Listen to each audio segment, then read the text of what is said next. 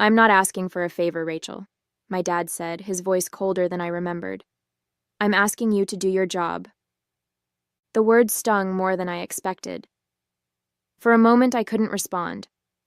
I sat there gripping the edge of my desk, staring at the man who hadn't been a part of my life for over 20 years.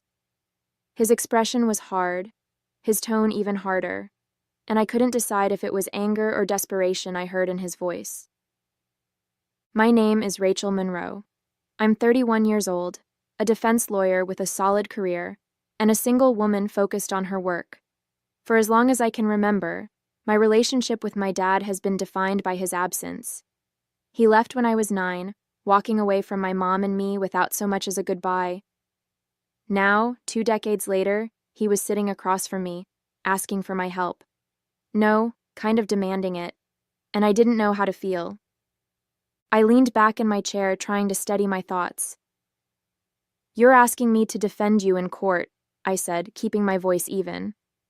But let's not pretend this is just about me doing my job. You need my help, Dad.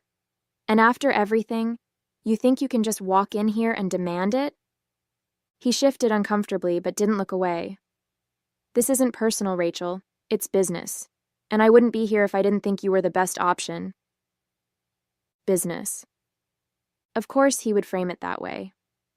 My dad had always been about transactions, what people could do for him, what he could get in return.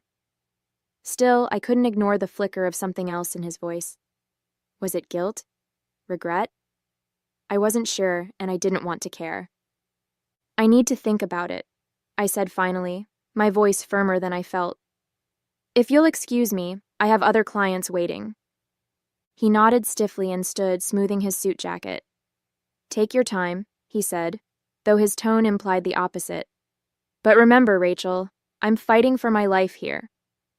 As soon as he walked out, the tension in the room lingered. I stared at the empty chair he'd just vacated, my thoughts a mess. It wasn't the first time I'd faced a challenging case, but this wasn't just about legal strategy. This was him, the man who left my mom struggling to pay bills, who missed every milestone in my life, and who had been a ghost until now. That night, I called Jessica, my mentor and the closest thing I had to a maternal figure since my mom passed. He just showed up out of nowhere, Jess, I said, pacing my apartment. Like he had every right to ask me for help. No apology, no acknowledgement of what he did, just, I need you.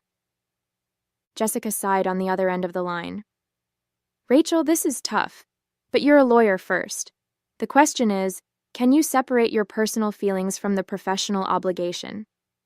I stopped pacing and stared out the window at the city lights. I don't know, I admitted, but I'm not sure I have a choice. Over the next couple of days, I buried myself in the case file my dad had left behind. It was a mess. He was being accused of embezzling millions from his company, Monroe Investments, and the evidence wasn't exactly in his favor. Bank transfers, falsified reports, and discrepancies in financial records, it all pointed to him. If I took this case, I'd be fighting an uphill battle. But the more I read, the more something felt off. The transactions were too calculated, too clean for my dad. He'd always been impulsive, not the kind of man to pull off something this meticulous. That's when I started digging into his business partner, Alan Carter. His name popped up in a few key documents, and the more I looked, the more I realized he stood to gain if my dad took the fall. I wasn't sure what to do with that information yet, but it planted a seed of doubt that I couldn't ignore. Late one night, after hours of poring over documents, I called Jessica again. This case doesn't add up, I told her. I think someone set him up. Maybe his partner, Alan. Jessica was quiet for a moment before she replied, Rachel, if that's true, you're not just defending your father. You're exposing a deeper issue. Are you ready for what that means? I sighed, leaning back in my chair. I don't know if I'm ready, Jess, but I think I have to do this. The next morning, I made my decision. I called my dad and told him I'd take the case, but under one condition, I was running it my way. No interference, no half-truths. To my surprise, he agreed without argument, though I could hear the tension in his voice. Maybe he knew how serious this was, Or maybe he realized he didn't have any other options. Preparing for the first hearing was overwhelming. I had to comb through years of financial records, interview employees, and piece together a narrative that didn't make my dad look like a criminal. All the while, I wrestled with my own feelings. Defending him wasn't just about the case. It felt like stepping into a minefield of unresolved anger and hurt. But I kept telling myself this wasn't personal. This was about doing my job and uncovering the truth. The first time we met in my office to prepare, the tension was thick. He sat across from me, his body language closed off, but his eyes occasionally softened when he thought I wasn't looking. I kept it professional, walking him through the strategy and what I needed from him. But at one point, he broke the silence. "You're good at this," he said, almost reluctantly. I didn't expect this level of competence.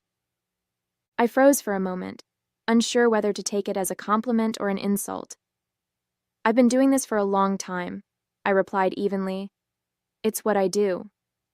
He nodded but didn't say anything else, and just like that, we were back to business.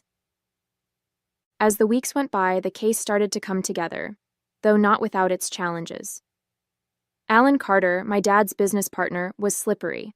His deposition was filled with carefully worded statements that hinted at my dad's guilt, while conveniently glossing over his own involvement. I could feel the pressure mounting, both in the courtroom and in my personal life. One evening, after a particularly grueling day in court, I sat down with Jessica over coffee. "He's not an easy client," I admitted. "Half the time it feels like he's holding something back. The other half, he seems genuinely desperate." Jessica sipped her coffee thoughtfully. "That's the thing about family," she said. "They're not just clients. They're a mirror. Every conversation, every argument, it's all tangled up with years of history. But you're doing the right thing, Rachel. You're getting to the truth." Her words stayed with me as we moved closer to the trial date.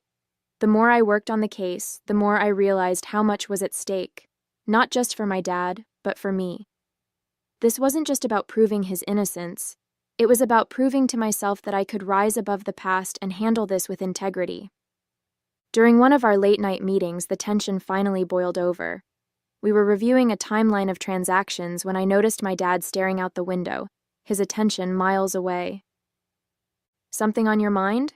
I asked, trying to keep my tone neutral. He hesitated, then shook his head. "Just thinking." I set my pen down and leaned back in my chair. "Thinking about what? How you ended up here? Or is it about how you left me and Mom when I was a kid?" The words came out sharper than I intended, but I didn't try to soften them. For a moment he looked taken aback, as if I'd hit a nerve he wasn't ready to acknowledge. "Rachel, he started, but I wasn't about to let him dodge this. "No," I interrupted. "We're not brushing past this. You walked out on us, and you never came back. Do you have any idea what that did to Mom? What it did to me? And now you show up in my life. Not to apologize, not to make amends, but because you need something. Do you even care?"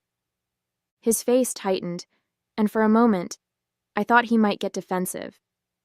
But instead, he sighed heavily, his shoulders slumping. "You're right," he said quietly. "I don't have an excuse. I made mistakes, big ones, and the truth is, I didn't think I had the right to come back after everything." His admission caught me off guard. I had spent years imagining what I'd say to him if I ever got the chance, but I never expected him to admit fault so openly.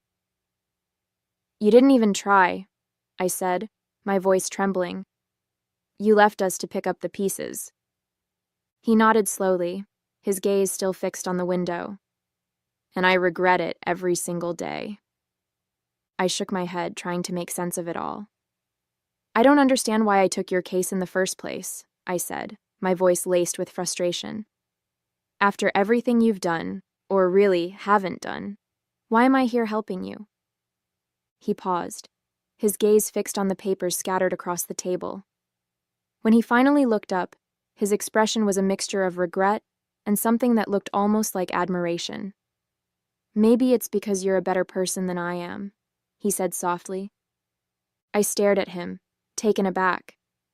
That's not an answer, I snapped, though his words had thrown me off balance. I'm not doing this out of kindness. I'm doing my job. He sighed, leaning back in his chair. Maybe that's part of it. But the truth is, Rachel, you've got something I never had. Integrity. You could have walked away. You had every right to. But you didn't. Because you have something I lost a long time ago. You actually care about doing the right thing, even when it's hard. I leaned forward, narrowing my eyes. No integrity? Are you saying you're guilty of this case too? My voice was sharp, cutting through the tense silence. His expression hardened instantly. No, he said firmly, shaking his head. I didn't do what they're accusing me of, Rachel. I might have made bad decisions in my life, plenty of them, but I didn't steal from my own company. I'm not a thief. I studied him closely, trying to read his face. There was something about his tone, an edge of desperation, that made me believe him, at least in that moment. But the past had left me with too much doubt to fully trust him. Then why does the evidence point straight to you? I asked. The transfers, the falsified records, all of it leads back to your name. That's what I'm trying to figure out, he said, his voice rising with frustration. And that's why I need you. Someone set me up, Rachel. I know how it looks, but I didn't do this. For a brief second, I felt a flicker of pity for him, but I wasn't about to let him off the hook that easily. You better hope I can prove that, I said, standing up, because if you're lying, I'm not going to cover for you. Over the next few weeks, I threw myself into the case, determined to uncover the truth.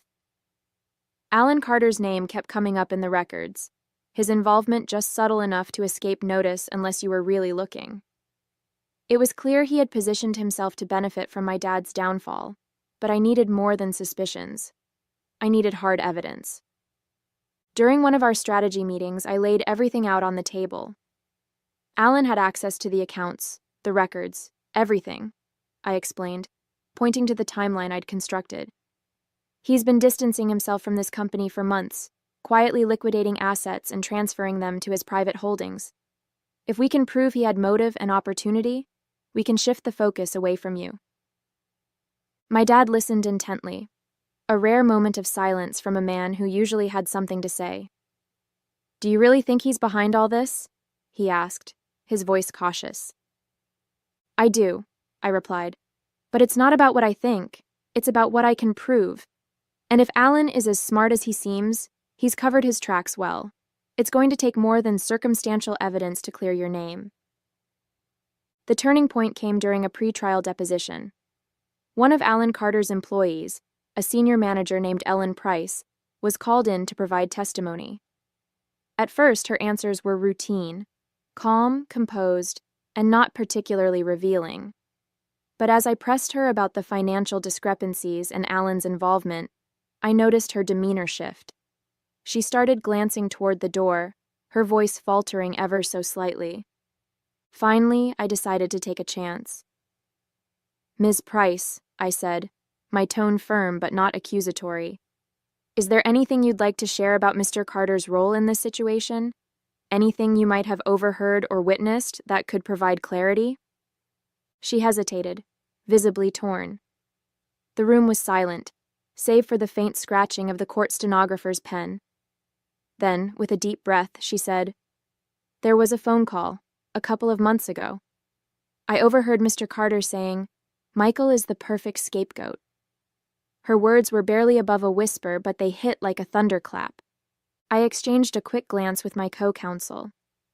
Did you report this at the time? I asked. Ellen shook her head. No, I didn't think it was my place, but it's been bothering me ever since. I didn't know if it was relevant until now. While her testimony was a crucial breakthrough, I knew it wasn't enough on its own. We needed something concrete, material proof to back her claims. Without it, Alan could easily argue that her account was hearsay or a misinterpretation. I thanked her for her honesty, promising to follow up. Later that evening, I went over the deposition with our IT investigator, who had been combing through digital records for weeks. We're close, he said, his face illuminated by the glow of his laptop screen. I've been sifting through old email archives, and there are still a few backup files I haven't finished scanning. If Alan left a trail, it's going to be in there. The waiting felt endless, but I held on to the hope that somewhere in the digital dust of Alan's emails was the proof we needed to expose the truth. 2 days later, just as I was beginning to lose hope, the call came. It was our IT investigator, his tone brimming with urgency. "Rachel, I found it," he said. I sat up straighter in my chair. "Found what?" "An email Alan sent to an external accountant," he explained. "It's vague, but he clearly references shifting the blame to your father. He deleted it, but the backup archives preserved a copy. The timestamp lines up perfectly with the period when the financial discrepancies started." My pulse quickened. "What exactly does it say?" He read it aloud. "The way things are structured, Michael will take the fall if this goes south. Keep everything tight on your end." He paused, letting the weight of the words sink in. "It's not just a mistake, Rachel. It's deliberate." I exhaled, relief washing over me.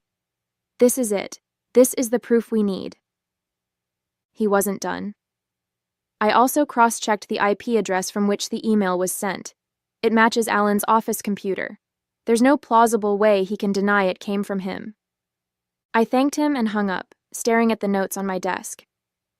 Between Ellen's testimony and this email, the puzzle pieces were finally coming together. I had the tools to not only clear my dad's name, but also bring Alan's deceit into the light. The next step was presenting it in court. As much as I wanted to celebrate the breakthrough, I knew the hardest part was still ahead. The day of the court presentation arrived, and the weight of the case pressed down on me as I walked into the courtroom. My dad sat next to me, uncharacteristically quiet, his face a mix of anxiety and anticipation. I placed the folder containing the email and deposition notes on the table in front of me, drawing a deep breath to steady myself. As the proceedings began, the opposing counsel tried to paint my dad as reckless and untrustworthy, a man whose carelessness had jeopardized his company. But I stayed calm, biding my time until it was my turn to present the evidence. When the judge called on me, I rose, holding the email copy in my hand. "Your Honor," I began, my voice steady, "we have new evidence that sheds light on this case. It directly implicates Alan Carter in a deliberate attempt to frame my client." The courtroom buzzed with murmurs as I handed copies of the email to the judge and opposing counsel.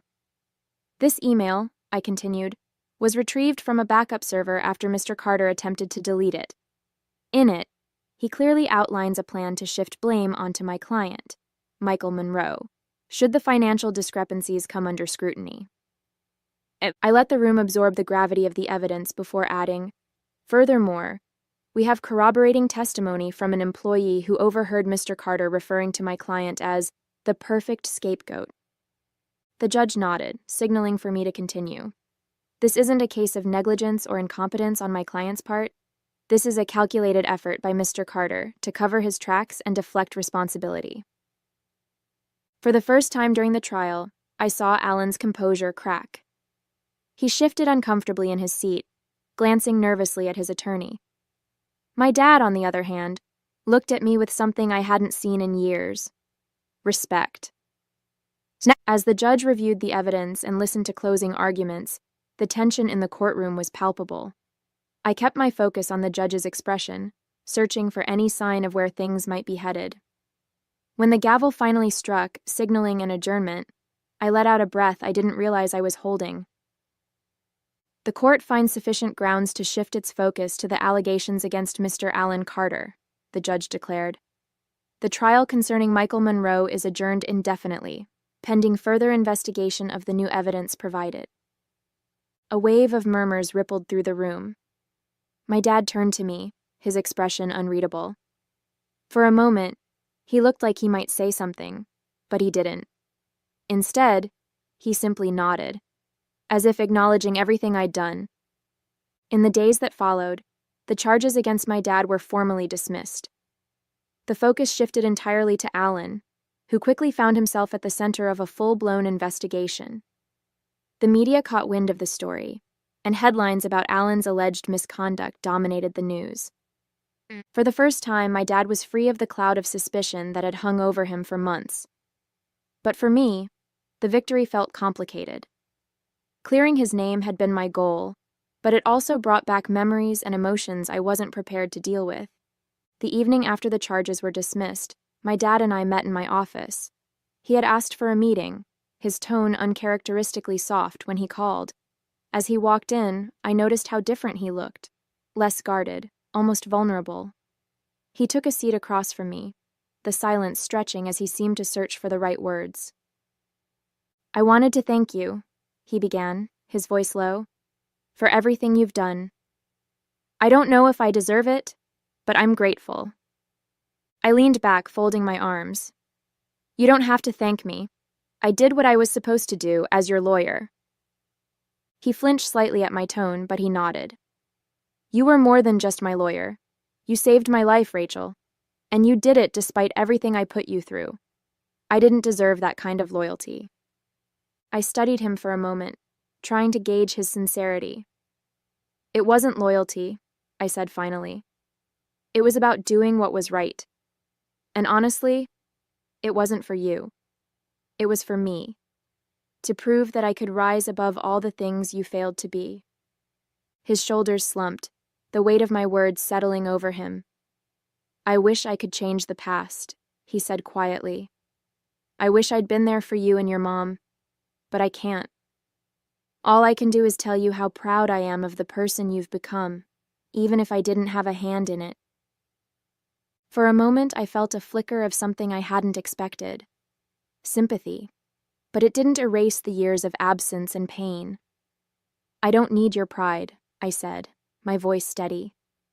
"I needed a father, and I didn't have one when it mattered most." He nodded, unable to argue. "I hope someday you'll find it in your heart to forgive me." I didn't respond, letting the silence speak for itself. I didn't forgive him. At least not then. Maybe I never will. Some wounds run too deep, and no amount of apologies can erase the scars they leave behind. But as I sat there, watching my father grapple with the weight of his mistakes, I realized something important. I didn't need his approval or his pride. What I needed was to prove to myself that I could rise above the pain, the abandonment, and the doubt. And I had. I cleared his name, uncovered the truth, and showed him the person that I was. As he left my office that day, I stayed behind for a moment, letting the quiet settle around me. I wasn't the little girl he had walked away from anymore. I was Rachel Monroe, a woman who had fought for her own worth, and I felt proud of myself. Hey there! Did you like the story? If you did, don't forget to hit the like button and subscribe to the channel. It helps us a lot and makes sure you won't miss out on more great stories we share here. Thank you for watching, and we'll see you in the next one.